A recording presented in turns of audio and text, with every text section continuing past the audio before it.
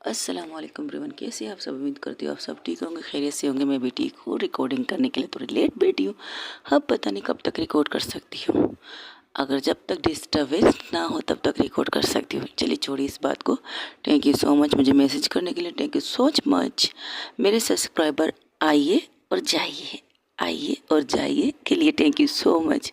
कुछ लोग आ रहे हैं, कुछ लोग जा रहे हैं, या शायद कुछ लोग आते भी हैं, वही लोग चले भी जाते हैं। चलो कोई बात नहीं, आप ये स्टोरी की तरफ, जहाँ पर माफिया क्वीन वंशिका बिल्कुल सामने फेस टू फेस नैना टक्कर के सामने बैठी थी। तो नैना टक्कर कहती है, तुम्हारी यहाँ आने की वजह? अरे अभी तो कहा है मैंने, आपसे मिलने आई हूँ, आपकी तबीयत का पूछने आई हूँ, आपको गोली कैसे लगी ये देखने आई हूँ। बस सिंपल सी बात है। टोटली कहा जाए मैं आपको देखने आई हूँ, और मुझे देखकर आप करोगे क्या ये बताओ। अब मुझसे मिलने तो तुम पहले भी आए थे।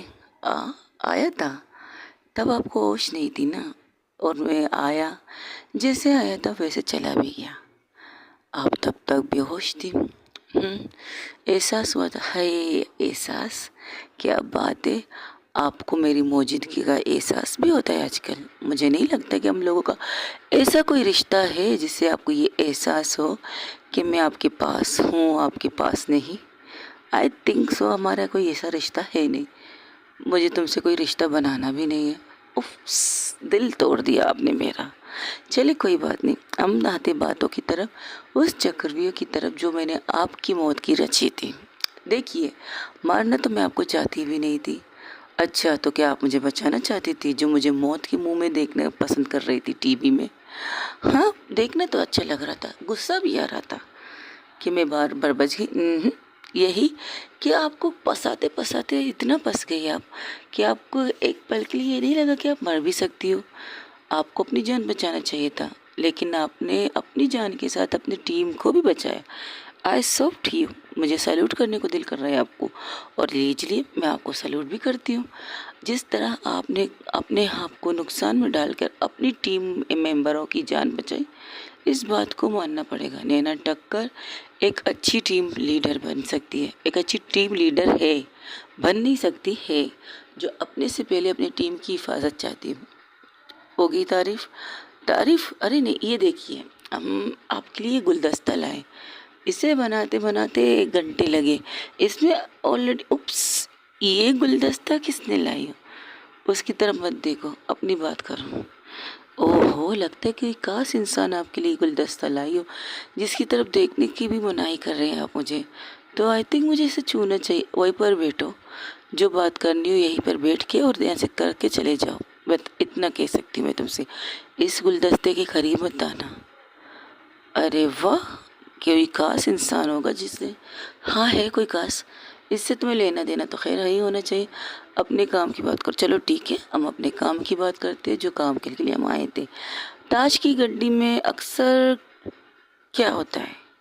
जोकर होते हैं, किंग होता है, क्वीन होती है, और उसके साथ उसके प्यादे, जैसे कि इक्का होता है, और 3 पत्ते होते हैं, 4 भी होते हैं, 9 भी होते हैं, 10 भी होते हैं ताश की गड्डी में। चलो खेलते हैं। ये कहकर अपने जेब से एक ताश की गड्डी निकालता है, उसे थोड़ी देर तक टेप करता है, फिर इसे 2 पत्ते निकाल कर एक पत्ता नैना के सामने टेबल पर रख, अपने टेबल के सामने बिल्कुल ऐसे रखता है कि नैना को ये दे चुकी है, और दूसरा पत्ता अपने सामने रखता है, और बाकी जो पत्ते थे उन्हें एक साइड में रख देती है। कहते हैं, मैंने इस ताश की गड्डी से सिर्फ 2 पत्ते निकाले। इन 2 पत्तों में तुम क्या हो, मैं क्या हूँ, ये बताने के लिए।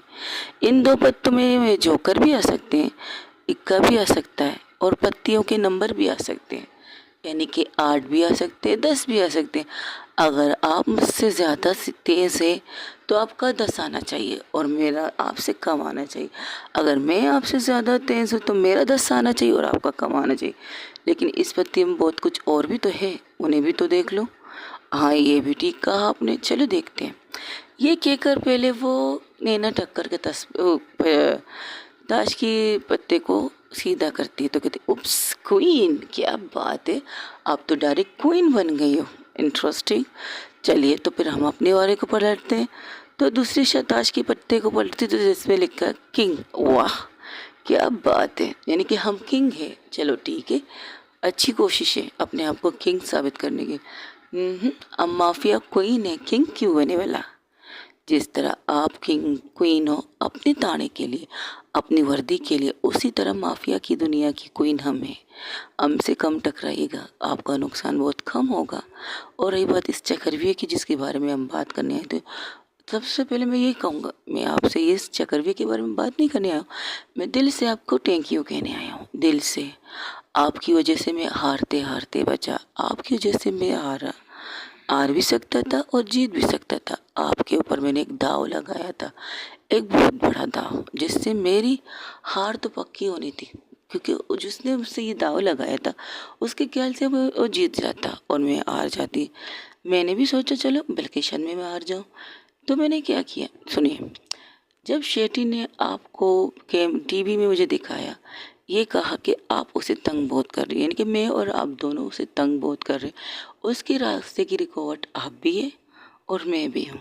आप किस तरह हो, आप एक पुलिस वाली हो, और मैं उसकी रिकॉर्ड किस तरह हो सकती हूँ, क्योंकि मैं तो आप बखुलाफ दुनिया वालों की नज़र में माफिया क्वीन एक अंडरवर्ल्ड की डॉन है। वो हर गलत काम कर सकती है जो उसे करनी चाहिए और करती भी है लोगों की नज़र से, लेकिन माफिया क्वीन की नज़र से नहीं। माफिया क्वीन हर जगह शेट्टी को रोकता था जो वो गलत काम करने के लिए निकलता था और ऐसी चीज़ें करने के लिए निकलता था। तब माफिया क्वीन वंशिका उसके सामने जाके खड़ी होती थी उसे रोकने के लिए। दुनिया की नज़र में माफिया क्वीन एक बुरी इंसान होगी, कुछ लोगों की नज़र में अच्छी, कुछ लोगों की नज़र में बुरी, और कानून की नज़र में तो 100% बुरी इंसान माफिया क्वीन वंशिका। एम आई राइट नैना ठक्कर? और सिर्फ सुन रही थी और इस बार कुछ कहती नहीं। उप्स, बात सिर्फ सुनना है, चलिए कोई बात नहीं, हम सुनाते हैं। फिर उन्होंने जब ये दिखाया तो उन्होंने तुम पर एक खूबसूरत सा जाल बेचा, जैसे कि मछली पकड़ने के लिए हम जाल बेचते हैं ना समंदर के अंदर, उसी तरह से आपको वहाँ पे, आपको नहीं लगता आपको अपनी पूरी टीम लेकर वहाँ पर जाकर काम करना चाहिए था? जैसे कि कह सकते हैं पूरी टीम को लेके जाना चाहिए, कम लोगों को ना लेके जाकर आपने बहुत बड़ी गलती की।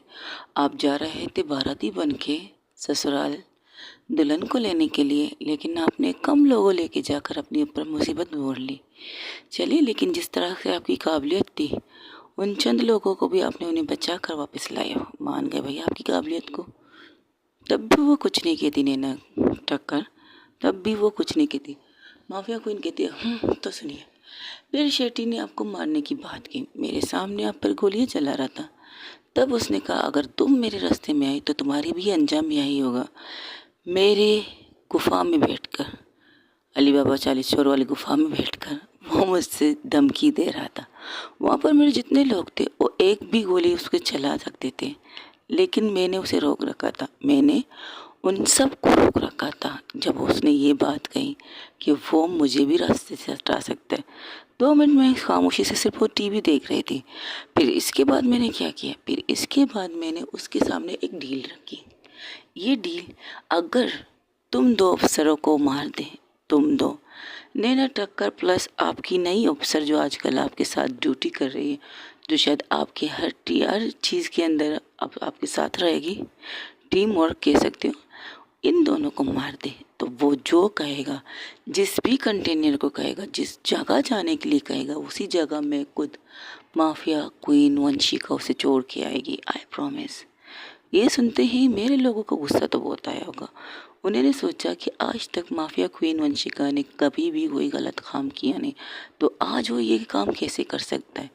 तो ये एक हिसाब से मैंने दाव खेला आपके ऊपर, यानी कि मैंने जो जितनी अच्छाई काम किए थे उन सब को मैंने एक साइड पे, एक कहते ना, वो कहते जब हम दाव खेलते पैसे रखते सामने, तो मैंने सारी अच्छाई रख दी अपनी उस टेबल के ऊपर। तो वो सुनते ही शेट्टी का चेहरा चमक गया कि अच्छा, इन दोनों को एक साथ ख़त्म करना है या अलग अलग करना है। अब दोनों एक ही जगह पर आए तो दोनों की लाश इस जगह से निकलनी चाहिए थी। मैंने ये तक भी कहा था, मैंने कहा जो मैं कह रही हूँ वो सच कहती हूँ। यहाँ तक कि मेरे एक इंसान ने मेरा गिरेबान भी पकड़ा था, ये कहने के लिए मैं गलत कर रही हूँ। बट मैंने कहा इस ओके, डील इस डील। तो मैंने उसको कोई जवाब ना दिया और फिर से अपनी जगह पर आके बैठ गई। जब थोड़ी देर पहले मैं बाहर निकली थी उससे बात करने के लिए, उसने सोचा होगा कि मेरे लोग मना कर रहे होंगे, मैं डर रही हूँ इसलिए मेरे लोगों ने मुझे मना किया होगा कि मैं ये डील ना करूँ, लेकिन मैंने उनमें से किसी की भी नहीं सुनी, किसी की भी नहीं सुनी। और मैंने वो दाव खेला।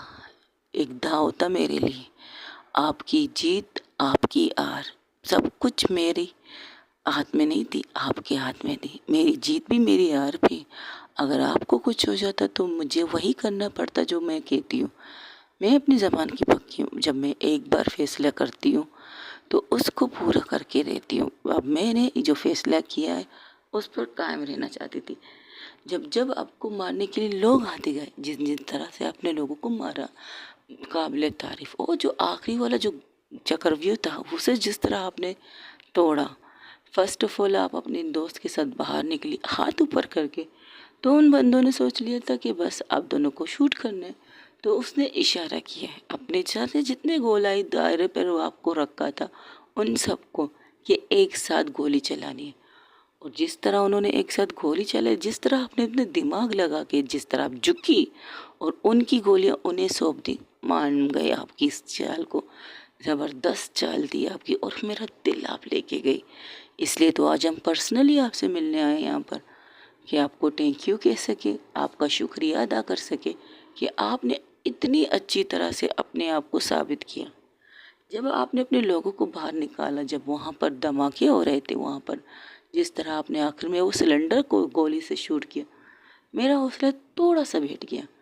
तब वो हंसने लगा था, वो कहने लगा था मेरा काम हो गया। मैंने कहा नहीं, मैंने तुम्हें दोनों को मारने के लिए कहा था, तुमने एक को मारे, अभी तक उसकी लाश भी नज़र नहीं है। लाश आने दो, उस दूसरे को भी मारो तो तुम्हारा काम बनेगा।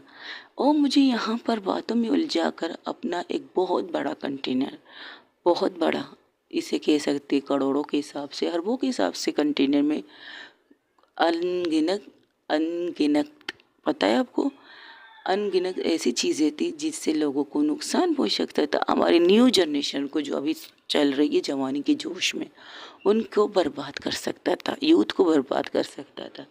ड्रग्स थे, गन थी, नए नस्ल के नए यूथ के हाथों देने के लिए बहुत सी असलियत थी उसके उस ट्रक के अंदर, उस कंटेनर के अंदर। वो उस दूसरे रास्ते से उसे निकाल रहा था। उसे क्या लगा कि माफिया क्वीन वंशिका ऐसे ही बैठी है खामोशी से अपनी चेयर पर? नहीं, माफिया क्वीन वंशिका ऐसे नहीं बैठती। वो वंशिका माफिया तब बनी है क्योंकि उसे चारों तरफ अपनी नज़रें घुमानी पड़ती हैं।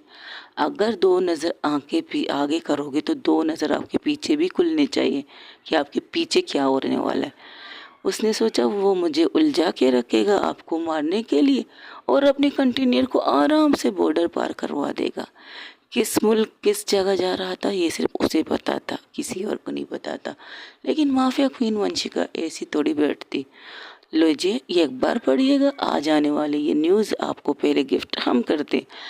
रात के अंधेरे में ये ट्रक सब कुछ लिखा था उसके अंदर, कंटेनर में थे अच्छे खासे हथियार, ड्रग्स, यूथ को बर्बाद करने का सामान।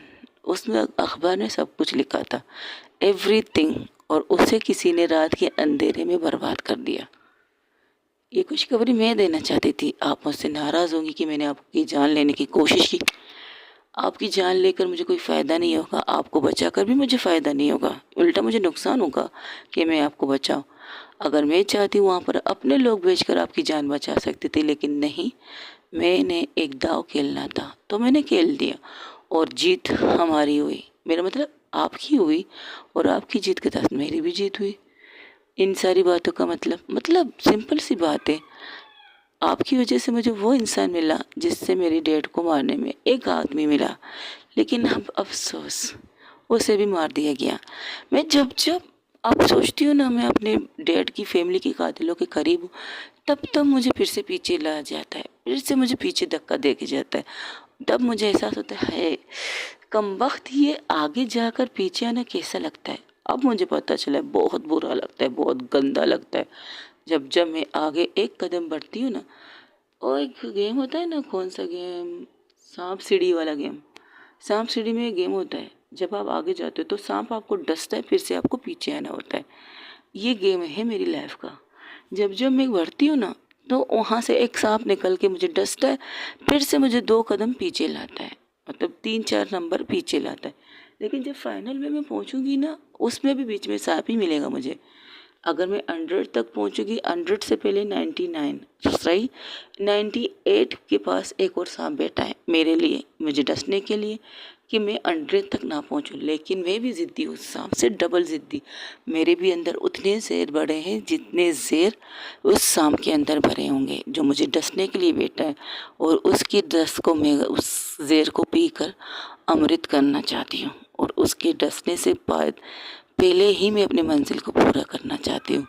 और करूँगी, एक न एक दिन उस सांप को भी बताऊँगी कि जितना तुम मुझे डसोगे, जितना तुम मुझे नीचे लाओगे, उससे कहीं दुगनी तेज़ रफ्तार से मैं अपनी मंजिल तक पहुँचने की कोशिश करूँगी, और करती रहूँगी जब तक मैं 100 तक ना पहुँचूँ। और वो 98 वाला सांप जो बेटा है मेरा इंतज़ार कर रहा है, वो किंग कोबरा कह सकते हो उसे, वो किंग कोबरा है। उस तक मुझे पहुंचना है, और उसे पहुंचने में उसे बताना है कि जब जब तुम मुझे डसोगे तब तब मैं तुम्हारे सामने दुगनी रफ्तार से आके तुम्हारे सामने खड़ी रहूँगी। जितना डसो, जितनी बार मुझे डसोगे, उतनी बार मैं उतनी दुगनी रफ्तार से तुम तक पहुंचने की कोशिश करूँगी। 100 मेरी डेड मॉम के कातिल का लास्ट वही इंसान जिसका वो क्या कहते हैं वज़ीर, हाँ बादशाह का वज़ीर कौन है। एक गेम होता है ना, बच्चे खेलते हैं बादशाह का वज़ीर कौन है, चोर पुलिस का पता लगाए। उसी तरह से ये गेम है मेरी लाइफ का। बादशाह कौन है मुझे नहीं पता, उसका वज़ीर वो सांप है जो 98 में बैठा हुआ है। वो मुझे रोक रहा है कि मैं बादशाह तक ना पहुंचूं। लेकिन उसे नहीं पता था, उसे नहीं पता कि माफिया क्वीन उसके पीछे पड़ी है, बादशाह के पीछे माफिया क्वीन पड़ी है। तो कोई भी वज़ीर माफिया क्वीन को रोक नहीं सकता। जब जब वो करेगा तब तब वो बढ़ेगा। मुझे रोकने के लिए कई हद तक वो गिर चुका है, और भी गिरेगा, ये तो मुझे पता है। लेकिन उस इंसान तक पहुंचना मुझे ज़रूरी है। 2 इंसानों के बारे में मैंने पता लगा लिया, 2 इंसान। एक जो बेचारा ज़िंदगी मौत में वैसे भी गुम है, बीमार है, बिस्तर पर पड़ा हुआ है। दूसरा इंसान शेट्टी, जिसने खुद से अपने मुंह से कबूल किया अगर वो उस वक्त मुझे दिमाग पर गोली मार देता तो ये तक मैं माफिया क्वीन नहीं बनती। तो मैं बन चुकी है, तो उनकी ज़िंदगी को मैंने झंड करके रखा है, तो इसलिए मैं उन्हें छोड़ने वालों में से नहीं। और रही बात आपकी नैना टक्कर, आपके ऊपर मैंने दाव जो लगाया, उस दाव का मुझे कोई अफसोस नहीं, क्योंकि मुझे पता था नैना टक्कर खुद को नहीं बचाएगी तो क्या हुआ, अपने उस टीम मेंबरों को बचा ज़रूर लेगी जिनकी जान की हिफाजत की जिम्मेदारी भी उनके ऊपर लागू है, सिर्फ अपने नहीं। अगर वो आप अपने बारे में सोचती तो मुझे तकलीफ़ होती, लेकिन आपने जिस तरह अपनी टीम के बारे में सोचा मुझे अच्छा लगा, इसलिए मैं आपके लिए ये गिफ्ट लाई थी। ये गुलदस्ता जो इस वक्त यहाँ पर खड़ा है, इस गुलदस्ते में सबसे ज़्यादा गुलाब है। और गुलाब मुझे क्यों पसंद है मैं बात आपको बताती हूँ, क्योंकि इसके अंदर कांटे हैं, और जब तक गुलाब को हाथ लगाने के लिए आप बढ़ाओगे हाथ ना, तब तब वो कांटे आपको छुएंगे। जब जब आप गुलाब को छुओगे तब तब कांटे ये कहेंगे मैं भी गुलाब के साथ हूँ, तो वो कांटा मैं हूँ। आप अगर गुलाब हो तो कांटा हम हैं। आपको छूने के लिए कोई भी आएगा, लेकिन उनसे पहले मुझे छूना पड़ेगा। अपने मौत को कांटे का वो कहते हैं जायका चखना पड़ेगा। अगर आप तक कोई पहुंचेगा तो पहले मुझे चखेगा, बाद में आप तक पहुंचेगा। लेकिन मुझे नहीं लगता अक्लमंद इंसान ये होगा तो अपने पास गुलाब लाने से पहले वो उस सामने वाले से कहेगा प्लीज़ इससे सारे कांटे हटा दो। तो दुकानदार सारे कांटे हटा के सिंपल उसे गुलाब दे देगा। वो मज़ा नहीं आएगा मुझे, वो मज़ा बिल्कुल नहीं आएगा खेल में। अगर आप बिना कांटों के वाले गुलाब लोगे तो खेल में क्या मज़ा। तो समझ लीजिए मैं वो कांटा, आप वो गुलाब हो। आगे जाकर हमें तब भी फिर से लड़ना पड़ेगा, आगे जाकर हम हर बार एक दूसरे के सामने आएंगे। लेकिन एक बात याद रखिएगा नैना टक्कर, आपको नुकसान पहुंचाने वाला हाथ मेरा नहीं होगा, आई प्रॉमिस। क्योंकि जब जब मैं आपको नुकसान पहुंचाने का सोचती हूँ ना, तब तब पता नहीं क्यों आपकी अच्छाई मेरे सामने आ जाती है, आपकी ईमानदारी मेरे सामने आती, और ये सोच कर मैं रुक जाती हूँ नहीं आपको मार कर मेरा क्या फ़ायदा। हाँ, आप मेरे रास्ते में आते हैं, जब जब मैं अपने दुश्मनों के करीब जाती तब तब आप मेरे रास्ते में आते, तब मैं सोचती हूँ चलो आपको रास्ते से हटा दो। फिर नहीं, फिर कहती हूँ नहीं, आपको रास्ते से हटाया। जो इंसानियत के नाम पर थोड़ी बहुत पुलिस वालों के अंदर है, वो चीज़ आपके अंदर है। मतलब ईमानदारी का कीड़ा बहुत अच्छा कीड़ा है, उसे संभाल के रखिए, उसे मरने मत दीजिएगा।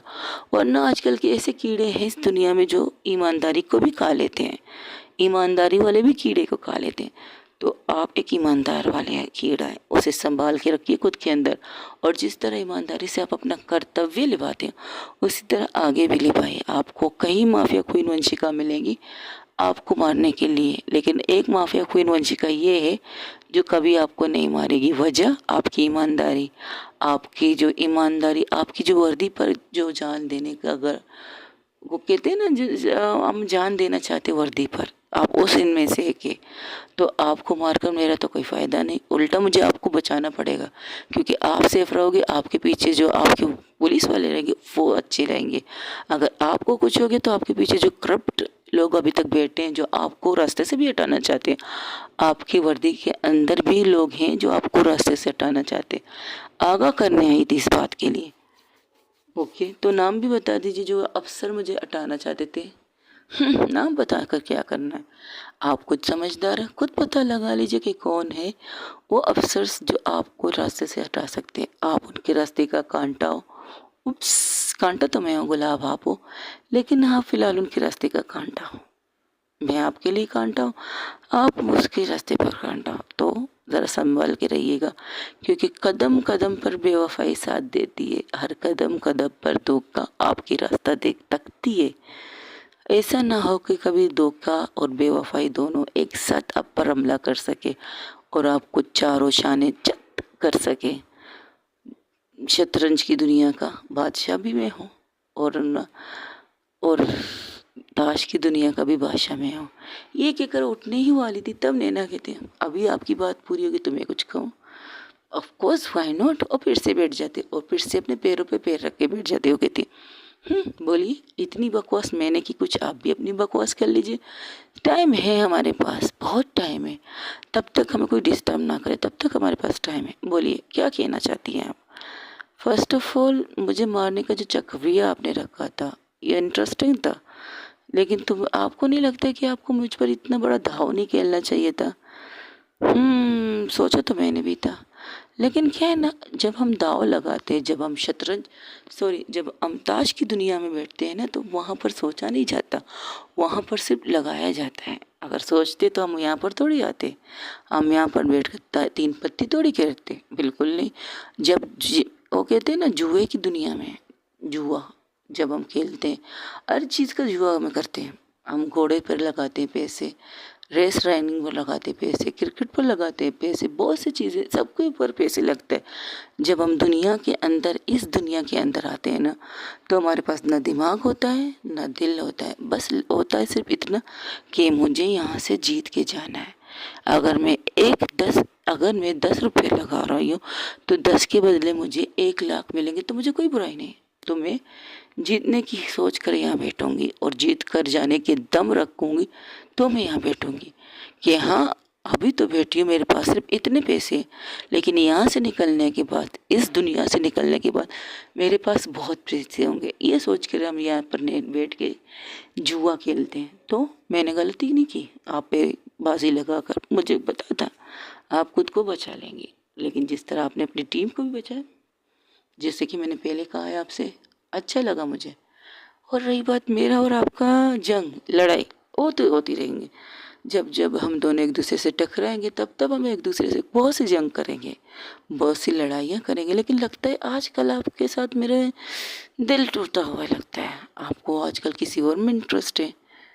तब नैना ठक्कर के माथे पर शिकस्त आ जाती है, जिसे देखकर माफिया कोई नस्ती हो कहती यही यही शिकस्त, यही सलवटें देखनी थी मुझे तुम्हारे माथे पर। वो खास इंसान बहुत खास है क्या आपके लिए? सोच रही हूँ उसे रास्ते से हटा दो, गलती से भी मत करना। हाय, बहुत जोर की लगी क्या मिस नैना ठक्कर? खुद को कमज़ोर करो, लेकिन खुद की कमज़ोरी मत बनाओ, किसी को भी नहीं। एक सलाह देती हूँ जाते जाते, आज मैंने जो शिकस्त तुम्हारे माथे पर देखी है ना, दूसरों को मत दिखाओ कि तुम्हारी कोई कमज़ोरी बन चुकी है। और लगता है उसी कमज़ोरी ने तुम्हें ये गिफ्ट दिया है, ये गुलदस्ता। इंटरेस्टिंग। तो मिस नैना ठक्कर, आईपीएस ऑफिसर नैना ठक्कर, एक लॉयर नैना ठक्कर, उसकी एक कमज़ोरी बन चुकी है जिसका नाम है नैना जी। नाम बता दूं? क्योंकि कुछ नज़र हम भी आप पर रखते हैं, आपके पल पल की खबरें रखते हैं, पल पल की खबर रखने वाले को हमें, आपके रोमांस तक को देखने वाले हमें। तो फिर हम आपका नाम भी बता सकते कि किस की कमज़ोरी, कौन इंसान आपकी कमज़ोरी बन चुका है नैना ठक्कर, बता देना। उस पर्दे में रहते हैं, पर्दा नहीं उठाएंगे। लेकिन याद रखिएगा, आज मैं माफिया क्वीन वंशिका को पता चला कि आपकी कमज़ोरी क्या है, आपकी दुखती रग क्या है। आपकी उस दुखती रग को छुओगे तो आपकी जो अंदर से चीख होगी ना, उसे सुनने में मज़ा आएगा। लेकिन मैं उस पर हाथ नहीं डाल सकती। लेकिन आपको खुद को कंट्रोल रखना पड़ेगा। दुनिया की नज़र में उस कमज़ोरी को मत लाइएगा, अपने दुश्मनों की नज़र में उस कमज़ोरी को मत लाइएगा, अपने उन अफसरों की नज़र में उस कमज़ोरी को मत आने दीजिएगा जो आपकी ज़िंदगी बनने वाली है, जो शायद बन चुकी है। जिसे देखने से आपके चेहरे पर स्माइल आ जाती है, जिसको सुनने से आपके चेहरे पर चमक आ जाती है, उस बात क्या कहें। याद रखिएगा, अगर आपको अपनी कमज़ोरी को छुपाना है तो उसे पर्दे में रखिएगा, उससे ऐसे मिलिएगा कि दुनिया को लगे कि यह सिर्फ आपकी एक एम्प्लॉय है, आपकी लाइफ पार्टनर नहीं, लेकिन आजकल आपकी कुछ ज़्यादा ही करीबी रिश्ता है। कल रात तो बड़े ताज होटल के खाने के लिए आर्डर दिए जा रहे थे, वो बंदी लेकर आई भी गई थी। वैसे उसका कहना ठीक है, आपको ज़्यादा ही वीआईपी है उनके लिए, जिनकी पसंद बहुत लाखों में है। ज़रा सोचिए बेचारी का तनख्वाह कितना देते हैं आपके फादर साहब, फिर उससे फरमाइश कीजिए और ज़्यादा सलवटें नैना ठक्कर के माथे पर आती हैं। उप्स, लगता है कुछ ज़्यादा पर्दा खोल रही हूँ। चलिए कोई बात नहीं, कोई बात नहीं, हम आगे भी जाकर पर्दे खोलेंगे, आपको परेशान होने की ज़रूरत नहीं। हम आगे भी आपसे मुलाकात करेंगे, जब जब हम मिलेंगे तब तब हम कुछ ना कुछ करते रहेंगे। लेकिन याद रखिएगा, हम आपकी मदद भी करते रहेंगे। मुझे नहीं चाहिए तुम्हारी मदद। और आज जो बात कही आइंदा मत कहना, वो मेरी कमज़ोरी नहीं है, बन चुकी है नैना ठक्कर आपकी कमज़ोरी। खूबसूरत साहिबा, जैसे ही नाम लेती नैना, गुस्से में अपनी मुट्ठी कंस लेती है। अरे आपको तो गुस्सा आ गया, नाम जानने के बाद तो आपको गुस्सा आना चाहिए, और आ भी गया। मैंने नाम बताया, पहचान बताने में देर नहीं लगाऊंगी। अगर मैंने कहा आपकी कमज़ोरी बन रही है वो लड़की, तो दूर रहिए उस लड़की से, वरना बर्बाद आप भी होंगे, आपके साथ साथ वो लड़की भी हो सकती है। याद रखिएगा। और एक और बात कहना चाहती हूँ जाते जाते, आप जिस जगह पर हो ना, वो बहुत काबिलियत वाली जगह है। उस जगह पर अपनी किसी कमज़ोरी को आने मत दो। अगर बनाना है तो ताकत बनाओ, उसे इतना मजबूत बनाओ कि कोई उस तक पहुंचने से पहले ये सोचे कि अगर वो उस तक पहुंचा तो तुम उसकी कंडीशन क्या करोगे। अगर उसने खुद उसे इस कदर मजबूत बनाओ कि अगर उसके सामने कोई आए भी तो वो खुद की हिफाजत कर सके।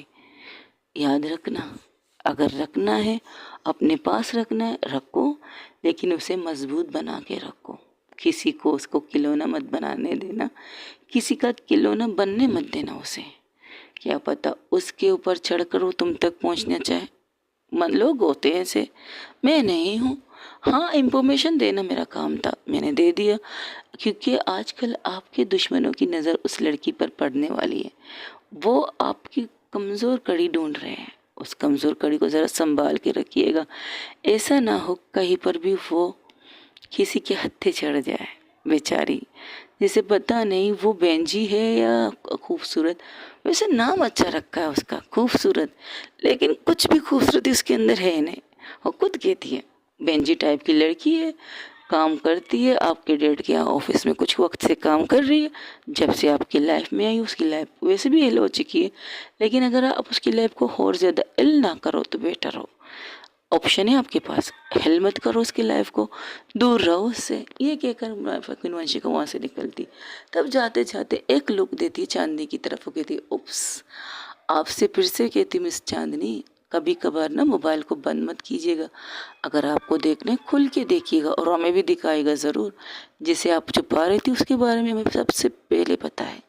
हम अगर अपने दुश्मन के दोस्त की दुश्मन हैं तो हमें दुश्मन के बारे में सारी चीज़ें पता होनी चाहिए। अगर दोस्त है तो हमें दोस्त के बारे में सारी चीज़ें भी पता होनी चाहिए, क्योंकि दो चीज़ें अक्सर होनी चाहिए। दुश्मन और दोस्त दोनों को इक्वल लेके चलो। दोस्त आपकी जान है ना, तो इसकी हिफाजत करने की भी जिम्मेदारी आपकी होती है मिस चांदनी। और रही बात आपकी उस पर्दे की जो मोबाइल में आपने छुपा के रखा था, उसके बारे में तो मुझे पहले से पता था। मैं जानती हूँ इस वक्त कहाँ है ये भी जानती हूँ, लेकिन मेरा टारगेट वो लड़की नहीं है। मेरा टारगेट मिस नैना की आंखों में आंखें डाल के कहती है, मेरा टारगेट मिस खूबसूरत नहीं है नैना टक्कर। मेरा टारगेट है मेरे डेट मॉम के कातिल, और उनको ढूंढने का टारगेट मैंने लिया है। और इसके अलावा मैं कोई और टारगेट लेना पसंद नहीं करती। आई थिंक आप अपना काम कीजिए, मैं अपना काम करती हूँ। और रही बात हमारे दोनों की लड़ने की, वो वक्त पर छोड़ दीजिए। और हाँ, एक और मैं एक चीज़ कहना चाहती हूँ। आज 3 बजे एक बहुत बड़ा कंटेनर मुंबई की हदों से निकलकर कहीं और जाने वाला है, बांग्लादेश की तरफ। वहाँ से वो कहीं और निकलेगा, और अगर आज 3 बजे उसे ना पकड़ा जाए तो वो बहुत बड़ा धमाका करेगा आपके लिए, आपकी पुलिस फोर्स के लिए वो हथियार बन रहे हैं। उसे रोकने की जिम्मेदारी भी आपकी है। ये कहकर वो वहाँ से चली जाती है। तब नैना कम्युनिकेट ये क्या कह के गई, शायद ये भी चाल है। ये इंफॉर्मेशन गलत नहीं देती। अपने टीम को अलर्ट करो और कहो एक एक ट्रक की एक एक चीज़ की छानबीन किया जाए, और जो चीज़ वहाँ लेके जा रहे हैं उसकी डबल छानबीन किया जाए। बांग्लादेश में कौन सी कंटेनर जाने वाली है उनके बारे में पता लगा दिया जाए।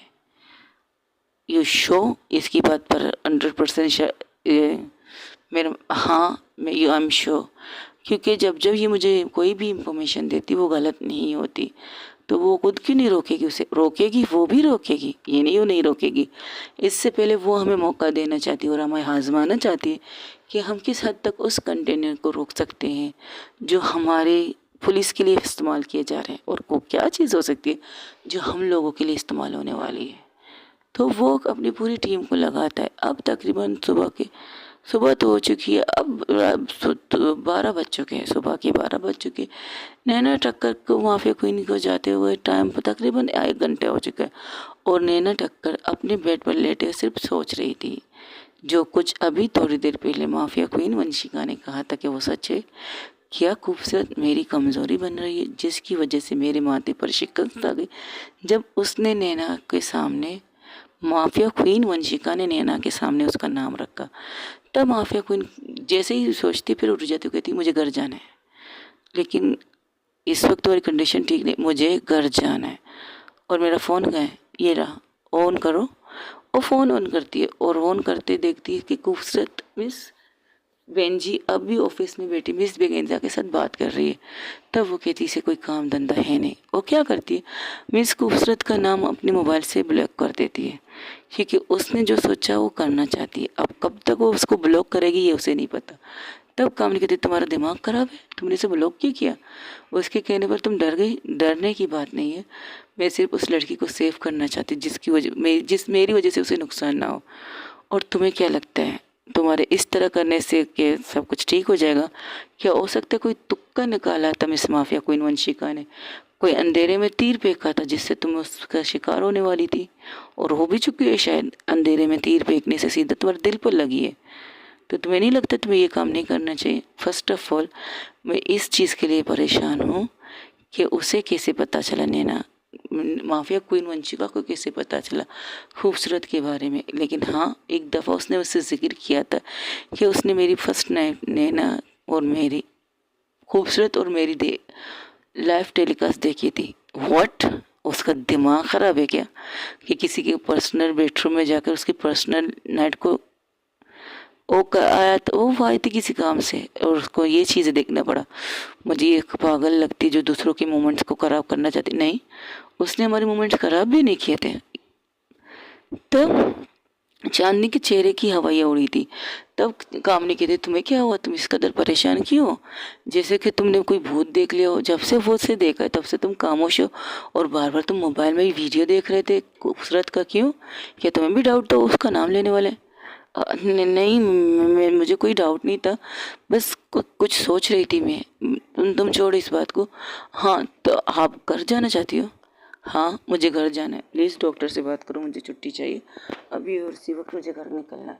और हाँ, पूरी पुलिस पोस्ट को वहाँ पर भेज दो, जिस जगह पर माफिया क्वीन वंशिका ने बताया है। जो डील जाने वाली है उसे रोको, और पता लगाओ उस डील के अंदर ऐसा क्या चीज़ है जो हम पुलिस वालों के ऊपर इस्तेमाल होने वाला है। ओके गो, और मैं खुद और तुम पर्सनली जाके उसे अटेंड करोगे, मतलब मुझे जाना पड़ेगा अकेले? नहीं, इसे भी लेके जाओ, अगर इसने पुलिस की वर्दी पहनी है तो। एक मिनट रुको, इसे भी लेके जाओ अगर इसने पुलिस की वर्दी पहनी है तो। ओ शिट, कि क्या हुआ? हमारी वर्दी, अगर कोई चीज़ इस्तेमाल कर सकती हो, पुलिस के अंदर एक बहुत बड़ा चीज़ चलने वाला है अभी हाल ही में। हम सारे पुलिस पे लोगों की कुछ, तुम्हें पता है क्या होने वाला है? हाँ, बहुत बड़ा इवेंट है सब पुलिस वालों के लिए वो, और कुछ पुलिस वालों को अवार्ड मिलने वाले, कुछ पुलिस वालों को तिरंगा मिलने वाला है, सितारे मिलने वाले हैं, बहुत सी चीज़ें होंगी। तो उसी के अंदर कुछ करने वाले हैं। और वर्दी, हम सबकी वर्दियाँ, जो हमारी हिम्मत होती है, उस वर्दी के साथ वो लोग कुछ कर रहे हैं। गाड़ियों को रोको।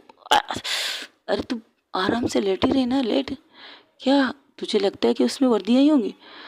हाँ, हो सकती कि अगर पुलिस वालों को नुकसान पहुंचाना है तो वर्दी में रहकर ही नुकसान पहुंचाया जा सकता है। अगर ये वर्दी बाहर चली गई और ये वर्दी दोबारा लोगों को पहन के आनी पड़ी तो हमारे लिए नुकसान होगा, बहुत बड़ा नुकसान होगा। और जब वो हम सबके बीच में वर्दी के साथ आएंगे तो हम किसी एक को भी पहचान नहीं पाएंगे कि वो कौन है, हम में से है या हम है, या वो लोग फ्रॉड है। ओह शिट, ये तो हमने सोचा नहीं। तो वो ये सोचने वाले हैं, लेकिन माफिया क्वीन को इसके बारे में क्या पता? वो माफिया क्वीन है, उसे पता है कौन गलत करेगा कौन सही। शायद उसे इन्फॉर्मेशन मिल गई थी तो उसने ये चीज़ का दावा लगा दिया। तब वो उसी कमरे में अपने गुफा के अंदर माफिया क्वीन वंशिका बैठी थी और वो सारी चीज़ें देख रही थी, कहती समझदार हो। तब उनमें से एक आदमी कहता है, बॉस हम खुद भी तो इस कंटेनर को रोक सकते थे। रोक सकते थे, इंफॉर्मेशन हम तक आई है तो हम उस पर अमल कर सकते थे, लेकिन ये बात इन वर्दी वालों की है। अब ये देखो, ये वर्दी वाले अपनी वर्दी को किस तरह बचाते गलत इस आत में जाने से। और हाँ, उस इंसान का पता चला जिसने ये डील उन तक पहुंचाने के लिए बहुत खूबसूरती से जिम्मेदारी ली है। जी जी बॉस, पता चला। वही दूसरी तरफ खूबसूरत को दिखाया जाता है जो अब भी मिस ब्रिगेंजा के साथ लड़ रही थी। कह रही थी, नहीं मुझे लगता है सर हनीमून में गए। तुम तो पागल हो यार, ऐसा कौन कर सकते है, इस उम्र में कौन हनीमून पे जा सकता है? क्यों, अगर तुम्हारी शादी होती मिस ब्रिगेंजा तुम नहीं जाती हनीमून पे। मेरी बात तो अलग है, मैंने तो अभी तक शादी की ही नहीं। यही तो सोचती हूँ, आपने अभी तक शादी क्यों नहीं की? आपकी उम्र क्या कहा? मैंने मतलब आपकी उम्र अब भी शादी की है तो आप कर लो ना। जिससे प्यार करती हो वो मुझे टाइम देता नहीं है तो हम किससे करें शादी, तुम बताओ। हाँ, ये भी ठीक है मिस बिगेंजा। वैसे एक मिनट, ये क्या इतने बज गए, कोई मैसेज नहीं, कोई कॉल नहीं? वो कब करती है मुझे कॉल? तब मिस बिगेंजा, कौन तुम्हें कॉल करने वाली है भाई, कौन है वो? अरे कुछ नहीं, मैंने नैना ठक्कर बात कर रही थी, उनकी तबीयत ठीक नहीं ना। हाँ, हॉस्पिटलाइज है ना, जिन्हें गोली लगी है, वो सारी चीज़ें मुझे पता है, न्यूज़ में देखी थी मैंने। हाँ है नो, तुम गई थी रात को उनसे मिलने? पूरी रात तो उन्हीं के साथ थी। है सच में? आजकल तुम लोगों की कुछ ज़्यादा नहीं बन रही। फर्स्ट टाइम तुम लोग मिले थे कुत्ते बिल्लियों की तरह लड़ रहे थे, या तो फिर कह सकती हो टॉम एंड जेरी की तरह लड़ रहे थे। कभी कभार मुझे ये डाउट होता है कहीं तुम लोग हस्बैंड वाइफ की तरह भी लड़ लेते हो। बाप रे बाप, इतने सारे नाम दे दिए, टॉम एंड जेरी, कुत्ते बिल्ली और हस्बैंड वाइफ, क्या बात है। हम लोग इतने फेमस हो चुके लड़ाई में कि आप लोग हमें नाम भी दे रहे हो। मैं क्या, अगर बाहर भी तुम लोग लड़ते तो सब लोग तुम्हें यही कहते कुत्ते बिल्ली की तरह लड़ रहे हो। ओके, ठीक है, हाँ हम लड़ते हैं बट कभी कभार लड़ते, कभी कभार। मेरे ख्याल से जब से हमारी नई बॉस आई है ना नैना ठक्कर, तब से तुम उसके साथ उनकी नहीं बनती है। अरे उनकी वजह भी तो उनके पापा हैं, सारे ले देकर पूरा खाता मेरे ऊपर लगा दिया उन्होंने। यहाँ तक कि उनके अकाउंट में जो पैसे जाने चाहिए मेरे जरिए जाएंगे। अगर मैं चाहूँगी तो मैं उन्हें पैसे दे दूँगी। ये क्या बात हुई, बेटी उनकी और चीज़ें उनकी, और उल्टा मुझ पर ही इतने सारे लोग लगा रहेगा कि मुझे एक एक रुपये का हिसाब देना पड़ेगा। और हाँ, स्टार्टिंग में तुम्हें पता है मैंने 3 लाख का चेक साइन किया, 3 लाख का। मैंने ये सोचा कि बाप रे बाप, इसको साइन करने में मेरे हाथ कितने काँपे तुम्हें पता नहीं है। मेरे हाथ इस तरह काँप रहे थे जब मैंने वो चेक साइन कर रही थी उस मैंने क्लब पार्टी में वगैरह में देने के लिए, कि मेरे कहा इतना बड़ी रकम में। हाँ, कभी कभार ऐसा होता है जब हम मिडिल क्लास लोगों को इतनी बड़ी रकम देनी पड़ती है तो हमारे हाथ कांपने लगते हैं, हो भी किसी और की रकम, क्या बात है। हाँ ये बात तो है। ओहो, कितनी दफ़ा फ़ोन देखोगे, कितनी याद आ रही तो कॉल कर ले, अगर वो नहीं करे तो तुम कर। हाँ ये भी ठीक है। खूबसूरत क्या करती है, वो फ़ोन लगाती है नैना को। नैना खूबसूरत के फ़ोन को देखकर उसे इग्नोर करती है और कहती कामनी से अभी और इसी वक्त अपनी टीम को लेके जाओ बांग्लादेश के रास्ते, जितने भी रास्ते चल जाते हैं उन रास्ते का पर नाकाबंदी करो, एक भी चीज़ अपनी नज़र से छूटनी नहीं चाहिए। ठीक है, मुझे निकलना है। तब डॉक्टर आते, आपने डिस्चार्जमेंट की, लेकिन आपको अपना ध्यान रखना हो। Thank you doctor. लेकिन तुम अकेले, मैं अकेली थोड़ी हूँ, तुम्हारी ये गर्लफ्रेंड है ना मेरे साथ, क्या ये मेरे साथ एक दिन नहीं रह सकती जब तक तुम नहीं आती? हाँ क्यों नहीं रह सकती, ऑफकोर्स रह सकती। तो वो कहती खूबसूरत को बोला नहीं उसकी ज़रूरत नहीं, तुम लोग जाओ, तुम जाओ पूरी टीम को लेके जाओ, और वहाँ एक चीज़ भी अपनी नज़र से ओझल नहीं करना, हर एक चीज़ को ठीक से ध्यान से देखो और पता लगाओ लीगली अनलीगल रास्तों में कितने कंटेनर जा रहे हैं, कितने आ रहे हैं, उनसे तुम्हारी नज़र हटनी नहीं चाहिए, और मुझे पल पल की रिपोर्ट चाहिए। अब तुम जाओ, और हाँ अपने मोबाइल को ऑन रखना, लोकेशन में देखना चाहती हो, ठीक है, तू गर्जा में आती हो। ये कहकर कामनी वहाँ से निकलती है। वहाँ से जो वो अफसर थे उनको भी अपने साथ लेके चलती है, एक को छोड़ के, क्योंकि उसे नैना की भी फिक्र थी। तो कहती है, नैना कहती चलो मुझे चलना है। वो कहती आराम से, आप रिलैक्स रहेंगे, सब कुछ ठीक हो जाएगा, मुझे पुलिस स्टेशन चलना है। क्या मतलब, आपने भी कामनी से कहा था क्या आप पुलिस स्टेशन नहीं जाएंगे? उसके निकलने के बाद ही मैं पुलिस स्टेशन जाऊंगी, अगर उसके सामने जाती तो प्रॉब्लम हो जाती, और मुझे उस पर भरोसा है। लेकिन कुछ चीज़ें वो कभी कभार अनदेखा हो जाता है, हमारी नज़र से ओझल हो जाता है, जितने भी फोकस करें हमारी नज़र से कोई ना कोई चीज़ छूटने के लिए तैयार रहती है, और मैं ये चीज़ अफोर्ड नहीं कर सकती, खासकर अब इस वक्त तो बिल्कुल भी नहीं, जब मुझे पता है कि हमारे साथ क्या होने वाला है। अब तो बिल्कुल भी नहीं कर सकती। ये कहकर वो वहाँ से निकलती। वहाँ पर दूसरी तरफ खूबसूरत बार बार उसे कॉल करती है। तकरीबन 20 कॉल नैना के पास आते और 20 कॉलों को नैना इग्नोर कर लेती। तब को कहती है क्या तुम मुझसे बात नहीं कर सकती, जो बेचैनी से तुम्हारा कॉल कर रहा है? इसकी ज़रूरत नहीं, फ़िलहाल तो मुझे किसी और चीज़ पर फोकस करने है, इस पर नहीं। ये कि अगर वो वहाँ से निकलती, क्योंकि कामनी अब वहाँ से निकल चुकी थी, अपनी पूरी टीम, जितनी भी टीम उसके पास थी उन सबको लेकर हाई अलर्ट का नोटिस सब और पुलिस स्टेशन तक पहुँच चुका था। आईजी सर को भी जब ये पता चलता है, वो भी पुलिस स्टेशन आते हैं, पहले वो हॉस्पिटल आते हैं, उन्हें पता चलता है कि कामनी नैना टक्कर को डिस्चार्ज ले लिया है, तो उसकी घर की तरफ जाने लगती है। तभी उसे याद आता है कि अगर ये चीज़ें चल रही है तो नैना अपने घर में सुकून से तो खैर बैठेगी नहीं। वो भी ताने आते जहाँ पर नैना उस रूम में बैठी थी जहाँ पर सारी जगह चारों तरफ टीवियाँ थी, चारों तरफ से वो सारी चीज़ें देख रही थी। तब आईजी सर आके कहते क्या हुआ, तुम इतने हाई अलर्ट पर, या क्या हो रहा है? तो वो आईजी सर को सारी बातें बताती है जो माफिया क्वीन वंशिका ने उससे कही थी। तो आईजी सर कहते हैं इसने तुम्हें ये इन्फॉर्मेशन क्यों दी? मुझे नहीं पता क्यों दी या क्या नहीं, क्यों दी, किस लिए दी, बस मुझे इस चीज़ का पता है कि मुझे ये चीज़ें रोकनी है। ओके, तो तुम्हें लगता है कि ये सही इन्फॉर्मेशन है? माफिया क्वीन कभी गलत इन्फॉर्मेशन देती नहीं मुझे, ये मुझे पता है। जैसे तुम्हें ठीक लगे वैसा करो, लेकिन समझ के संभाल के करना। हाँ, एक भी गलती हम सबको नुकसान देना पड़ेगा। बिल्कुल, ये कहकर वो सामने टीवी की तरफ देखती। अब भी उसकी खूबसूरत का फॉल आ रहा था। तब खूबसूरत थी ना हाय ना हेलो, अभी तो लंच टाइम भी हो गया, खाना नहीं खाना। अरे बाबा टेंशन क्यों लेती, हम दोनों खाने के बाद जाएंगे ना उनसे मिलने हॉस्पिटल, तो वहाँ देख लेंगे क्या होगा। शायद सो रही होंगी, शायद उनका मोबाइल साइलेंस में होंगे, कुछ तो होगा उनके मोबाइल के साथ ना, तो इसलिए, या क्या शायद मुझे इग्नोर कर रही होंगी। हाँ ये भी कह सकते हो। ठीक है, जैसे कर वो लोग कुछ देर का अपना काम करते, वहाँ से निकल कर सीधा हॉस्पिटल के लिए चले जाते हो। जब वहाँ पहुँचते तो उन्हें पता चलता है कि नैना टक्कर ने डिस्चार्ज ले लिए। तो कहती कमाल है, मुझे बताना तो चाहिए था, लेकिन वो बताती नहीं। लेकिन करते करते तकरीबन 1 घंटे हो चुके हैं, उनमें से उन्हें कोई भी चीज़ ऐसी नहीं आ रही जिससे उनको पता चले कि कौन सी कंटेनर और कहाँ से रास्ते से जाने वाली। नैना ने सारी जगह पर अपने पुलिस अफसर को भेजा था। उनकी पूरी टीम लगी थी इस चीज़ को पता लगाने के लिए कि वो कंटेनर कहाँ से जा सकता है। कच्चे रास्तों से लेकर पक्के रास्तों से, लीगल रास्तों से लेकर अनलीगल रास्तों पर भी उसने नज़र रखी थी।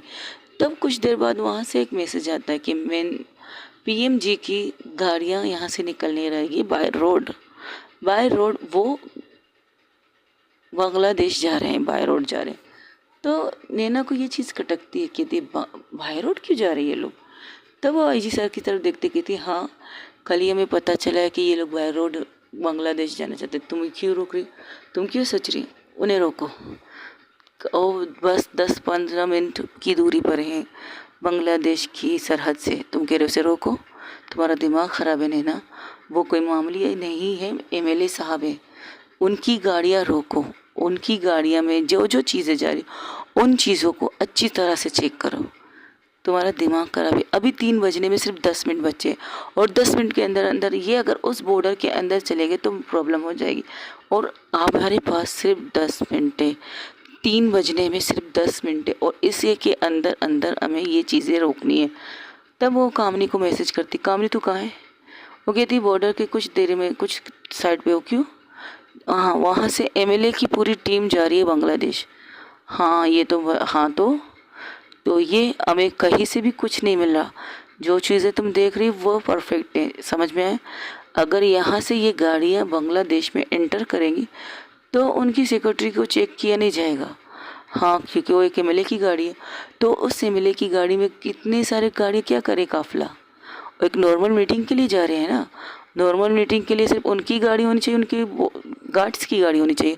उसके पीछे ये लोगों की गाड़ियाँ, हाँ कुछ फ्रूट वगैरह वहाँ लेके जा रहे हैं, कुछ गिफ्ट से शायद होंगे।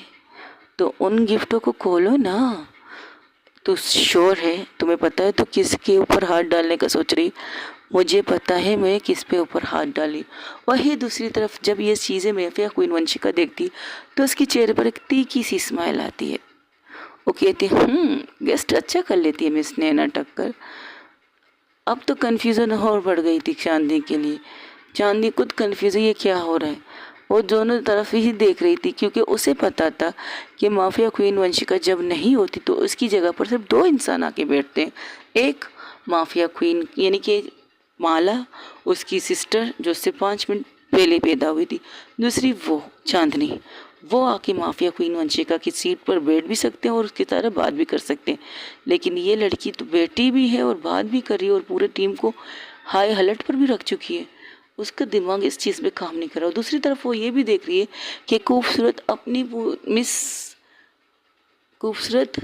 मिस बेगेंजा के साथ हॉस्पिटल पहुंच चुकी है क्योंकि उसके मोबाइल की लोकेशन ऑन थी। तो उस चीज़ से उसे कन्फ्यूज़न हो रही है कि वो करे तो क्या करे। वो वीडियो पर नहीं देख रही थी खूबसूरत को, वो सिर्फ उसकी लोकेशन को ट्रस्ट कर चुकी थी। जो उस ट्रस्ट करने के बाद पता चलता है कि वो हॉस्पिटल की तरफ आ चुकी है और उसे जब पता चला है कि वो वहाँ नहीं तो वो फिर से अपने ऑफिस की तरफ निकल जाती है। ऑफिस के बाद वो निकलती है अपनी बाहर की तरफ जहाँ उसे काम करना पड़ता है। तो कहती है नहीं करना, बात मत करे, मेरी वजह से मुझसे बात नहीं करेगी। ठीक है, अब देखो मैं क्या करती हूँ। ये कहकर वो अपने ऑफिस की अपने काम में लग जाती है। तो वही दूसरी तरफ नैना कहती है मैंने जो कहा वो करो, एमएलए के काफिले को रोको। अगर वो इस बॉर्डर के अंदर गई तो हमारे लिए मुसीबत होगी और अगर हमने इस वक्त नहीं रोका, यू श्योर हम कर सकते हैं। उसके लिए हमें ऊपर से ऑर्डर भी चाहिए। बाढ़ में गए ऊपर की ऑर्डर, बाढ़ में गए। फिलहाल तो तुम मेरे ऑर्डर फॉलो करो तो बेहतर है। इस वक्त मैं तुमसे कह रही हूँ कि उस काफिले को रोको, उस गाड़ियों के काफिले को रोको अभी और इसी वक्त। ओके, ये कहकर चारों तरफ से उनकी गाड़ियाँ स्टार्टिंग में जाकर उनकी गाड़ियों को रुकती, बिल्कुल सामने जाकर रुकती। तब वहाँ से एमएलए सर गाड़ी से उतर के कहते कि ये क्या तरीका है हमारी गाड़ी को रोकने का। मतलब सर हमें इंफॉर्मेशन मिली है आपकी गाड़ी में कुछ गड़बड़ की गई है, आपकी जान खतरे में, इसलिए हम आपकी गाड़ी को रोका है। क्या मतलब किसने ये किसने कहा है तुम्हें? मैम ऊपर से हमें ऑर्डर है सर, हमें ऊपर से ऑर्डर है कि आपकी गाड़ी के साथ कोई छेड़छाड़ी की गई। प्लीज़ आप आओ सके तो आप इस जीप के अंदर जाइए, बाकी गाड़ी आप यहीं पर रोक दीजिए। आपके साथ हमारी टीम जाएगी, अगर हमारी टीम नहीं तो आपकी टीम जाएगी, लेकिन बिना काफ़िले की आपको यहाँ से जाना पड़ेगा। हम यहाँ रिस्क नहीं ले सकते, आपको वहाँ जाना भी ज़रूरी है और यहाँ से आपको वहाँ तक जाने की जिम्मेदारी हमारी है। प्लीज़ सर कोऑपरेट कीजिए। तो मैं एमएलए कुछ कहता नहीं लेकिन उसका एमएलए का पर्सनल सेक्रेटरी बोखला जाता है। वो कहता है ये क्या बदतमीज़ी है, तुम्हें पता है तुमने किसका काफ़िला रोका है, ये सामान वहाँ जाना ज़रूरी। तो काम नहीं उसकी तरफ देकर कहती, जब सर को कोई प्रॉब्लम नहीं तो आपको क्या प्रॉब्लम है सर? सर अगर एमएलए साहब कह रहे कि वो जाने के लिए तैयार है, अगर उन्हें डाउट है कि हमें डाउट है कि गाड़ी में कुछ गड़बड़ की है, तो उनकी सेफ्टी भी तो हमारे लिए इम्पोर्टेंट होनी चाहिए ना। हम इतनी दूर से यहाँ तक आके जग तो मारने के लिए आए नहीं है। वो सारी बातें जो नैना वहाँ से कह रही थी कामनी के कान में, वो सारी चीज़ें वो कामनी उन एमएलए के सामने दोहरा रही थी, क्योंकि नैना को पता था कामनी को किस तरह हैंडल करना है। तो कामनी के कान में एक और आवाज़ आती है, इनसे बोलो अगर उन्हें प्रॉब्लम है तो वो रुक सकते हैं, बाकी एमएलए को वहाँ जाना ज़रूरी है तो उन्हें जाने दो। अगर आपको कोई प्रॉब्लम है तो आप रुक सकते हैं। आप यहाँ पर सारी चीज़ें जब हो जाएंगी परफेक्ट, एमएलए आपको तंजब देंगे कि हाँ यहाँ पर कोई प्रॉब्लम नहीं, आप इन काफ़िले को भी अपने साथ लेके जा सकते हैं। लेकिन हाल फिलहाल 3 बजे का टाइम है और 3 बजने में सिर्फ 3 मिनट बचे हैं। सर आप क्या कहते हैं, आपको रखना है यहाँ पर? नहीं, हमारा वहाँ जाना ज़रूरी, हमारा जाना ज़रूरी नहीं हमारे काफ़िले का। अगर हमारे साथ कुछ टीम आ रही तो कोई प्रॉब्लम नहीं, ओके सर, बस आपको इन गाड़ी में नहीं उनकी गाड़ी में जाना पड़ेगा, बस आपको चंद कदम आगे जाके उनके कारों में बैठना पड़ेगा। क्योंकि नैना टक्कर ने वहाँ से बांग्लादेश कॉल करके वहाँ के पुलिस वालों को ये चीज़ के बारे में बता दिया कि कोई कुछ प्रॉब्लम होने की वजह से, कुछ पॉलिटिक्स रास्ते प्रॉब्लम होने की वजह से मंत्री एमएलए साहब को पैदल ही उस तरफ उस बॉर्डर तक आ रहे हैं, तो आप उन्हें बाइज्जत तरीके से पिक कर लीजिएगा। और वहाँ से उनके बड़े अफसर खुद आए उन्हें लेने के लिए। तो वो कहते ठीक है हम चलते, ये कहकर एमएलए साहब वहाँ से कदम आगे बढ़ाते, लेकिन उसका पर्सनल सेक्रेटरी तो बौखला गया था और देख रहा था आगे जाए या पीछे जाए, आगे जाए या पीछे जाए, ये सोच रहा था। तब कामनी कहती है, नैना की आवाज़ कामनी के कानों में आती, सर आपको नहीं जाना, एमएलए सर तो जा रहे, मेरा यहाँ ज़रूरी, मैं यहाँ रहना ज़रूरी है, क्योंकि यहाँ पर तुम लोग पता नहीं क्या करोगे गाड़ी के साथ, हो सकता है तुम लोग ही इस गाड़ी में कोई गड़बड़ कर दो और सर तक पहुँचाओ, मेरा यहाँ ज़रूरी। सर आप भरोसा रखिएगा, हम ऊपर से आए हैं, ऊपर से ऑर्डर मिली है हमें कोई बात नहीं। तब वहाँ से एक अफसर आके उसके कान में कुछ कहता है, तो कामनी के चेहरे पर एक स्माइल आ जाती है, तो कहती है ओके डन, यही बात है, पक्की बात है जी, ओके उस गाड़ी को हटा दो वहाँ से, बाकी काफ़िले को जाने दो। तो वो कहता है ठीक है सर, आप अपना काफ़िला लेके जाइए, हमें कोई प्रॉब्लम नहीं। तब सर कहते ये इतनी जल्दी हो गया काम? हाँ बस हमें थोड़ी सी डाउट थी, तो डाउट क्लियर हो गई तो हम आपको जाने के लिए कह रहे हैं, प्लीज़ सर आप जाइए। तो वो मैनेजर एक लंबी सांस लेता है, वो गाड़ी में आके बैठता है और सीधा गाड़ी लेकर जाके एमएलए के सामने रोक देता है, कहता है आ जाइए बैठ जाइए, कोई प्रॉब्लम थी तो सोल्व हो गई। तो उनकी गाड़ी में बैठ के वो काफ़िला सीधा बांग्लादेश के बॉर्डर पर पहुंच जाती है। वो एंटर भी कर देती है, लेकिन कामनी सिर्फ वहाँ से देख रही थी, कुछ कहती नहीं। तब नैना कहती क्या हुआ, तुमने काफ़िले को जाने दिया तो तुम्हें कुछ चीज़ मिल चुकी है? हाँ मिल चुकी है, हमारे यहाँ से जो जा रहे थे गिफ्ट्स, उनमें से बहुत कुछ मिला है, वीडियो कॉल कर रही हूँ देख लें। ये कहकर उस ट्रक के पास आती है जिस ट्रक के ऊपर एक कंटेनर था। जैसे ही उसे खोलती है उसके सामने तो बहुत खूबसूरती सी गिफ्ट के पेपर रखे हुए थे, लेकिन उसके पीछे जब वो गिफ्ट हटाती है तो वहाँ पर देखती है बहुत सी वर्दियों का, वर्दी शॉपर्स में रखे हुए थे, बहुत सी वर्दी, एक भी नहीं दो भी नहीं, अच्छे खासे वर्दी। क्योंकि आज हम जब चल रहे हैं, क्योंकि पुलिस में भर्ती भी लोग हो रहे हैं, पुलिस के जो अलग अलग डिपार्टमेंट के लोग हैं वो लोग भर्ती हो रहे हैं, आईसीबीएस के वाले हो रहे हैं, हवलदार के लिए हो रहे, बहुत सी वर्दी उस ट्रक के अंदर थी, उस कंटेनर के अंदर। तब आजी कहते ये क्या था? तब कहते हैं वो गलत तरीके से नहीं, सही तरीके से इस चीज़ को उस मंजिल तक पहुंचाना चाहते थे। तो यहाँ से जाने के बाद ऑफकोर्स वो एमएलए का काफिला था, उसे कौन रोक सकता है, उसे कौन इतनी चीज़ चेक इन करके देख सकता है। और मुझे लगता है एमएलए का मामू जान, मतलब एमएलए, कामनी कहती है मुझे लगता है ये एमएलए का जो सेक्रेटरी कह सकते हो ना इसे, वो मिला होगा इस चीज़ के लिए, क्योंकि एमएलए सर ने जिस तरह हमें कोऑपरेट किया, जिस तरह उन्होंने कहा, हाँ उन्हें कोई प्रॉब्लम नहीं, अगर आप लोग को मेरी गाड़ी को चेक करना है तो कीजिए, मुझे कोई प्रॉब्लम नहीं, मैं वैसे भी जा सकता हूँ। और जिस तरह उसके सेक्रेटरी का रिएक्शन था वो तो लाजवाब था, क्या बात है, उसे अरेस्ट करें यहाँ पर? जाने दो, जब वहाँ पर उन्हें कुछ मिलेगा नहीं तो उसकी हवाई तो वहीं पर उलट जाएगी ना। बस अपने कुछ लोग उसके पीछे लगा दो और उसकी पल पल की खबर हमें मिलनी चाहिए, और हमें ये भी बताना लगाना है कि वो किसके लिए काम कर रहा है और किसके काम के कहने पर वो ये सारी चीज़ें वहाँ तक पहुँचा रहा है, और उसका बैकग्राउंड, उसके बैंक अकाउंट से लेकर उसकी मिनिमम कितनी सैलरी है, कितना कमाता है महीने में और कितना उड़ाता है महीने में, वो सारी इंफॉर्मेशन जमा करो और सारी इंफॉर्मेशन जमा करके मुझे ला के देना, तुम्हारा काम ही। और तू इस वक्त कहाँ है? तब वो कहती मैं बस घर पर जा रही, घर पर? तू ताने में? आई नो इट, मुझे पता था, मुझ पर भरोसा नहीं कर सकती क्या? मुझे तुम पर खुद से भी ज़्यादा भरोसा है, अगर भरोसा नहीं होता तो तुम्हें नहीं भेजती वहाँ पर, खुद आती, ये तू भी अच्छी तरह जानती है। तुम पर भरोसा है इसलिए तुझे वहाँ भेजा है, बाकी तू समझदार है। अच्छा ठीक है। तब भी वहाँ पर उसके टेबल पर खूबसूरत का फ़ोन बज ही जा रहा था, बज ही जा रहा था, खूबसूरत का नंबर शो होती जा रहा था, लेकिन वो रखती नहीं। तब वो कहती है, तब वो चांदनी कहती है अब आप बैठ सकते हैं रिलैक्स होके, क्योंकि आपको आपकी जो चीज़ चाहिए तो आपको मिल गया। तब वो कहती है ये कहकर वो एक चेयर पे बैठती है और एक गिलास पानी लेकर वो पीने लगती है। पानी पीने के बाद उसे कहती है खाने के लिए कुछ लाऊं? अभी तो 5-6 बज रहे। थोड़ा सा, मुझे थोड़ा सा ही। तब आईजी सर कहते कमाल है, उसने इतनी बड़ी इंफॉर्मेशन दी, उसने ये नहीं बताया कि वो कहाँ से जा रहे हैं। वो ये देखना चाहते कि हमें अपना दिमाग कैसे लगा सकते हैं। हम पुलिस वाले अपना दिमाग लगाते भी हैं या सिर्फ दूसरों की बातों में आकर उनको फॉलो करते हैं। उसे ये नहीं पता माफिया क्वीन वंशिका को अगर वो इंफॉर्मेशन देगी तो उस इंफॉर्मेशन के पूरे जड़ तक पहुंचने का काम मेरा है, और उसने जो इन्फॉर्मेशन मुझे दी उसके लिए मैं थैंक्स कहूँगी मिस माफिया क्वीन वंशिका को। हमारा बहुत बड़ा नुकसान होते होते रह गया। जिस तरह से हम छानबीन कर रहे थे कुछ भी हाथ में नहीं आ रहा था, कुछ भी। अगर फाइनली आप वहाँ यहाँ ना आते और ये नहीं कहते कि आज मंत्री जी का काफिला, मैंने नहीं कहा है, उस लड़के ने कहा है जो यहाँ पर काम कर रहा था, तो उस लड़के की तरफ बुलाती थैंक यू सो मच, सही टाइम पर मुझे नहीं, वो इस रेडियो पर आ रहा था कि मंत्री का काफिला कुछ देर बाद एमएलए का काफिला कुछ देर बाद बांग्लादेश में पहुंचने वाला है। Thank you so much. कभी कभार हमारे एमएलए को जहाज़ में भी जाना चाहिए, कभी कभार गाड़ियों में जाते हैं, उनकी भी पता नहीं क्या सियासतगिरी है।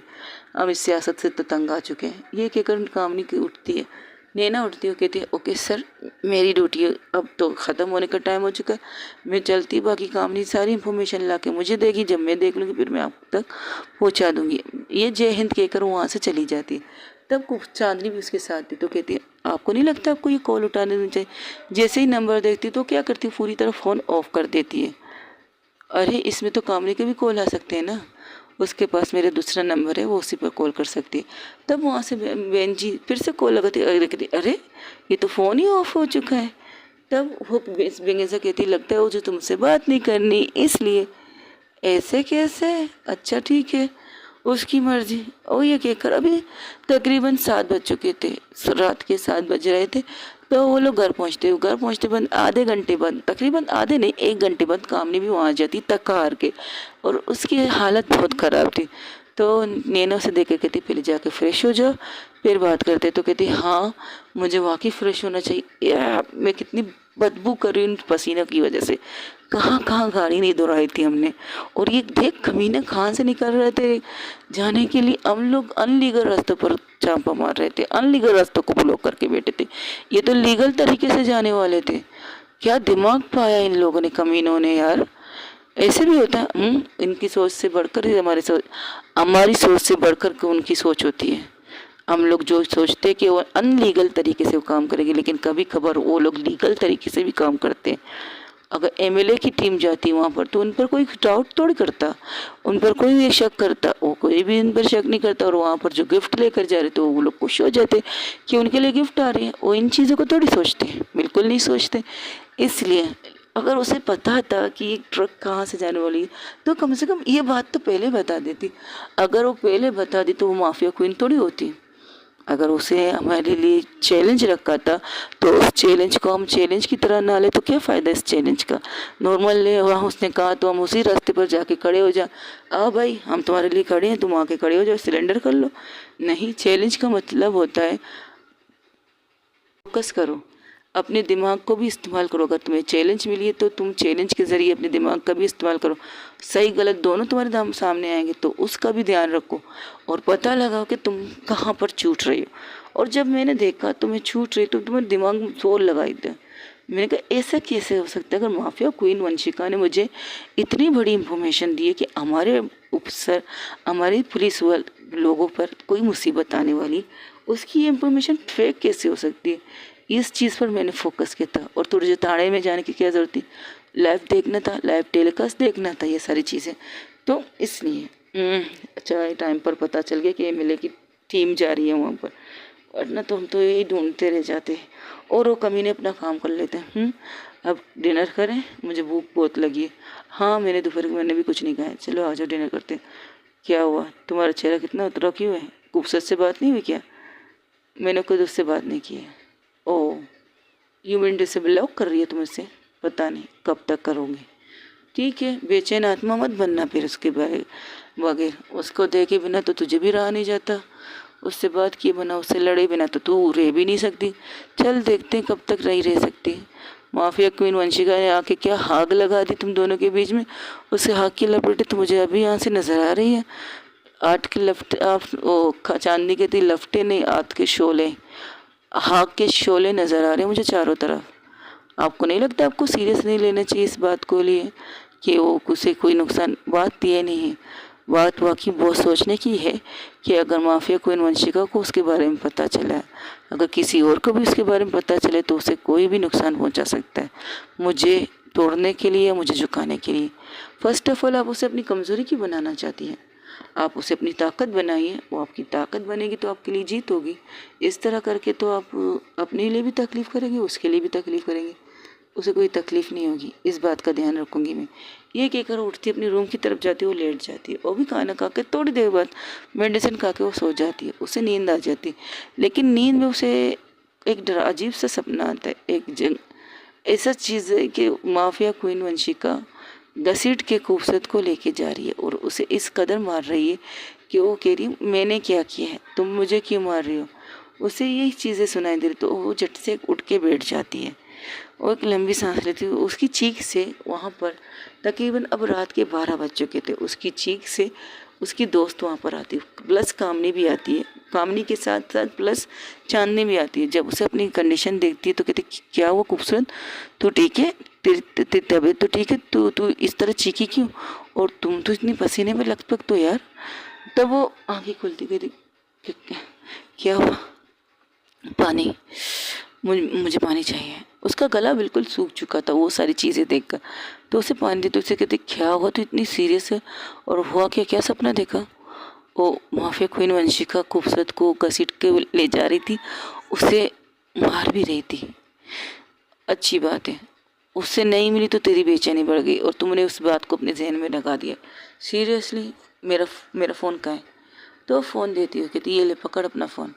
तो देखती खूबसूरत के कितने सारे मिस कॉल थे, 100 से ऊपर तो हो चुके थे, तकरीबन 500। कमाल है, इस बंदी ने तुम्हें 500 बार कॉल किए। मैं होती तुम्हें एक वो कॉल के बाद तुम्हें एक से बात ना करती। Just shut up. वो कहती फ़ोन रखती हो फिर साइड में रख देती।